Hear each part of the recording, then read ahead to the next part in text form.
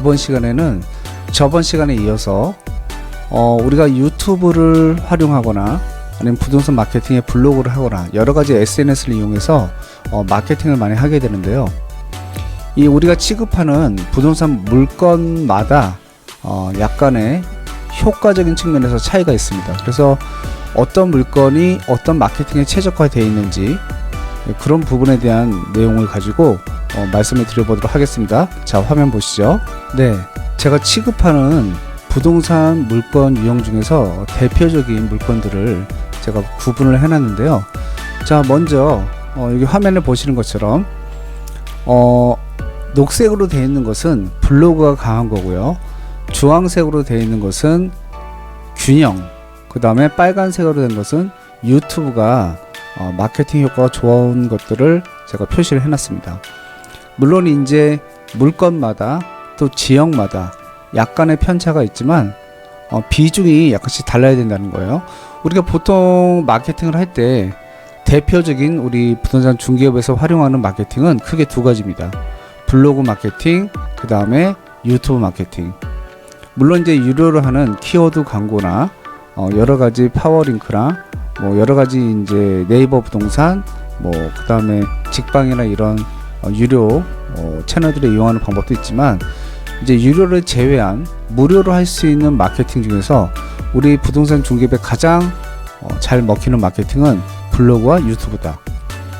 이제 예전에는 블로그의 비중이 한 70%, 유튜브의 비중이 한 30% 정도를 운영했다면, 지금은 유튜브의 비중이 80%, 블로그의 비중이 20% 정도 되어야 되지 않나 이렇게 생각을 합니다. 근데 그게 모든 물건에 대해서 그렇게 적용되는 것이 아니고 그 중에서도 물건마다 다르다는 거죠. 자, 그 부분을 한번 가지고 설명을 해보겠습니다. 먼저 블로그를 완전히 버리기는 어렵습니다. 왜냐하면 아직도 여전히 블로그가 부동산 마케팅에 유효하기 때문이죠. 비중은 작아지지만 그래도 많은 사람들이 아직도 블로그를 활용하기 때문에 블로그를 버릴 수는 없다. 근데 여러분께서 만약에 블로그와 유튜브 둘 중에 하나를 꼭 선택해야 되는 경우가 생긴다면, 나는 이제 두 개 다 운영하기 너무 힘들다. 그러면 이제 그건 여러분들의 비중이 어느 쪽에 높은 물건을 가지고 있느냐에 따라 결정해야 되는 거죠.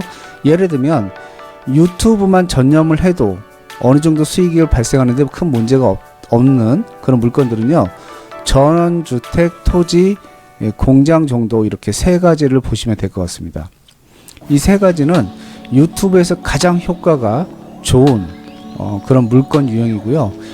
그리고 블로그에서 가장 잘 먹히지 않는, 유튜브에서 가장 잘 먹히지 않는 그런 유형들은 크게 아파트, 상가, 이런 것들은 그렇게 크게 영향을 못 미쳐요.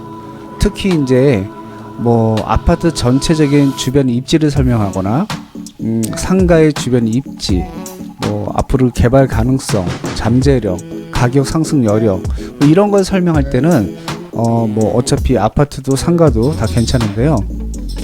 단순히 물건 중개를 할 때는 별로 그렇게 유튜브가 생각처럼 먹히지 않는다. 왜 그러냐면요, 상가 같은 경우는 내부를 보여줄 게 없어요. 그냥 네모 반듯한 아무것도 없는 공실을 가지고 소개를 해야 되기 때문에 어느 상가를 보여주든 내부는 거의 다른 차이점을 못 느끼죠.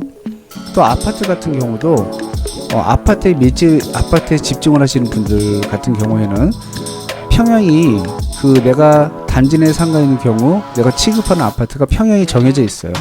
그럼 한 5가지 타입으로 정해져 있다고 하면 5개의 타입 내부를 보여주고 나면 그 다음부터는 내부를 찍을 필요가 없습니다. 왜냐하면 물건을 내놓는 사람은 각각 다른 쪽에서 내놓지만 같은 타입은 모양과 구조가 내부가 똑같기 때문에 지어진 연도도 똑같고, 그러니까 사람들이 그 유튜브로 들어가서 처음부터 영상을 끝까지 시청하지 않게 되는 거죠. 그렇기 때문에 그런 아파트에서 이제 중개업을 하시는 분들은 굉장히 어렵죠.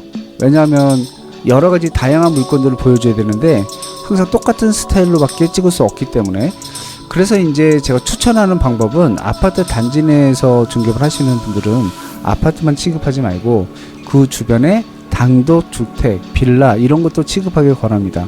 그렇게 확장하지 않으면 지금처럼 금리가 굉장히 높아지고 있고 이렇게 부동산 경기가 침체되고 공인중개사가 어려운 그런 시기에 있을 때 거래가 실종되고 있는 이런 상황에서는 엄청난 타격을 받을 수밖에 없는 거죠.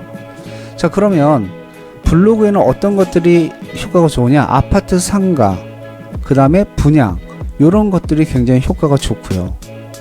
그 다음에 빌라, 오피스텔, 단독주택은 주황색이죠. 그러니까 이제 그거는 이제 블로그나 유튜브나 동일하게 제가 색깔을 표시를 해놨는데, 그 이유는 빌라나 단독주택, 오피스텔은 블로그도 상당히 효과가 있고요, 유튜브도 상당히 효과가 있어요. 그러니까 이런 주황색에 있는 경우는 한쪽을 포기할 수가 없고 둘 다 같이 운영해 주는 게 맞다는 거죠. 그리고 이제 전원주택 토지 공장 같은 경우는 단연 유튜브에 독보적으로 효과가 뛰어납니다.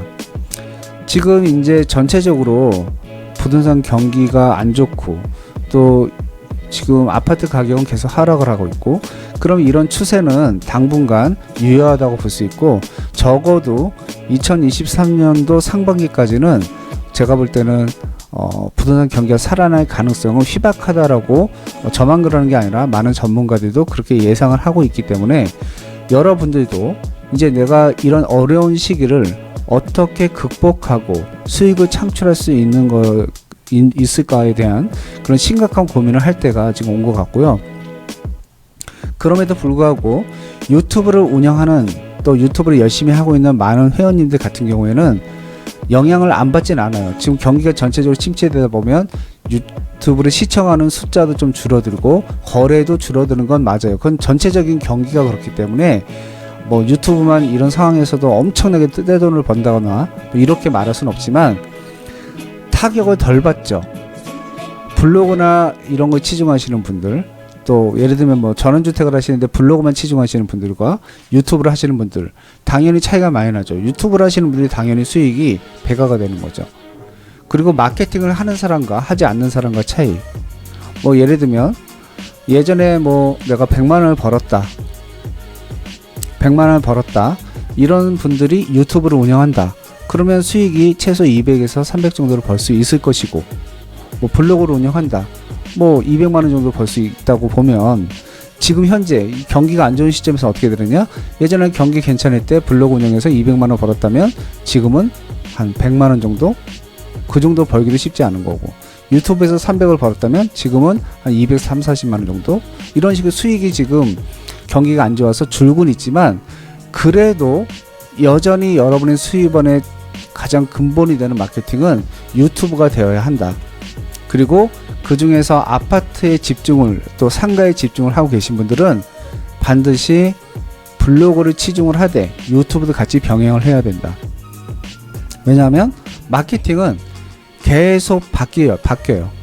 이 시대적 흐름에 따라서, 또 사회 분위기에 따라서 언제 어떻게 바뀔지 모르기 때문에, 현재는 아파트가 뭐 예를 들면 유튜브에서 큰 효과를 못 보고 있다고 할지라도 시대의 흐름은 영상으로 가고 있기 때문에 거기에 부합되는 유튜브를 버릴 수는 없다.